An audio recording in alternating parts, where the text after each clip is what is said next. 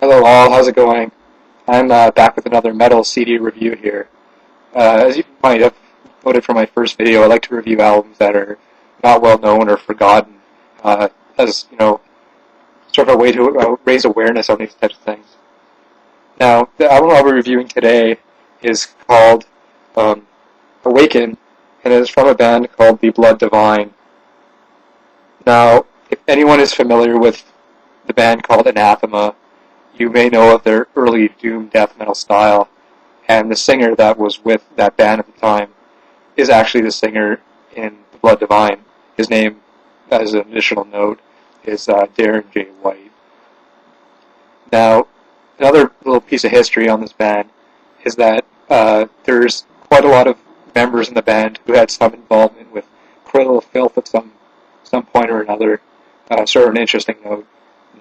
It's always interesting how these doom metal bands and gothic bands sort of swap members around quite a lot sometimes. Now, actually going into the album, I'd like to talk about the style of it a little bit. You can tell that, it's the same singer from Anathema. He has his traditional doom death metal style in the vocals on quite a lot of the material on this album. Now, that doesn't necessarily mean that this release is a copy or a rip-off of any sort of Anathema music, because it's actually quite stylistically different in a lot of other ways, and I'll describe those to you shortly. Now, in terms of vocals, there is the doom death metal stuff, and there's also some more quiet and acoustic, clean vocals by Darren White, spoken parts, and there's also some clean female vocals as well, which kind of rounds out sort of the formula and keeps it sounding fresh. In terms of instrumentation, this band does use quite a lot of synth, so you hear a lot of good, keyboardy parts and that sort of thing. They do take influence from almost like 1970s organ music, but it actually really works. Sort of like a hippie vibe to this album almost, which I actually quite enjoy. In terms of guitars, it has, lead rhythm guitars, and they're pretty good. The main focus is actually on the lead guitars, obviously, and it sort of goes with the melodic flowing passages that work well with in conjunction with the keyboard parts. Now, the drumming on this album is not the main focus, but it's not terrible. It's just not always too interesting or too involved, but it's there and it works.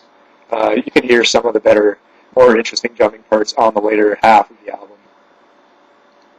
One thing I'd like to mention with this album is that the tracks were spaced out in an interesting way, especially in the first half of the album. What you can see is that they kind of alternate heavier tracks with the more interlude and atmospheric tracks like Visions in there. What else do we have? He's Deepest Feelings. That's another sort of pacer track that keeps the album fresh between the heavier songs like Oriole and Wilderness, and So Serene as well.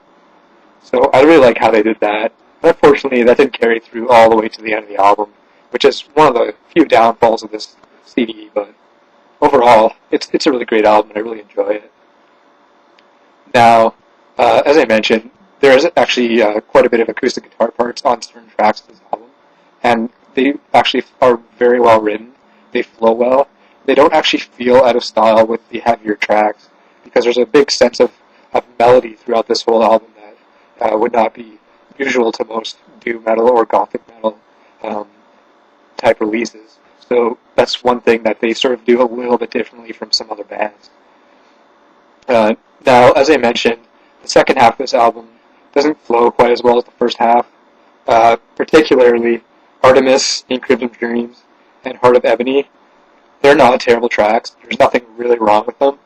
But compared to how great the first half of this album is, it feels like too much of the same all kind of put together.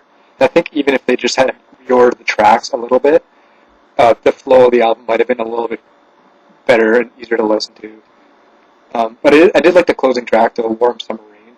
It does offset the sound of those three tracks quite a bit, and it comes as like a sigh of relief at the end of the album almost.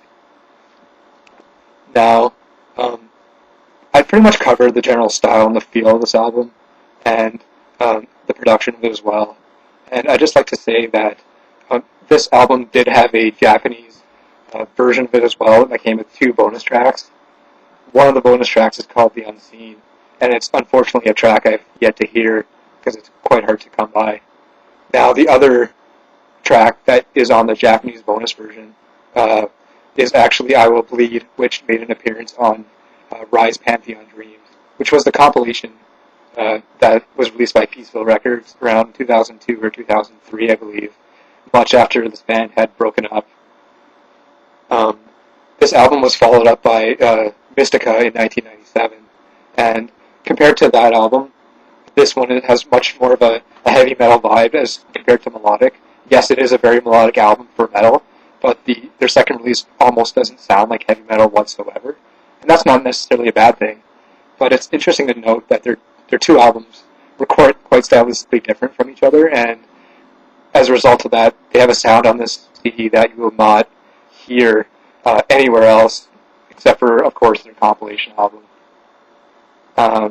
Now, another thing to note is that the singer Darren White is now involved in a project called Serotonal in the UK, and that's another interesting band to check out. They released their first full-length album last year, I believe, and it's quite enjoyable. I'd like to review it at some point. Other than that, yep, it's the Blood Divine, Awaken. Anybody who likes gothic metal, doom metal, old anathema, you should really pick this album up wherever you can get it. Like I said, it'll be probably eBay or a used store. Not that I've seen it ever in a used store, but you never know, I guess. Thanks a lot for watching. Keep supporting metal, and have a good one.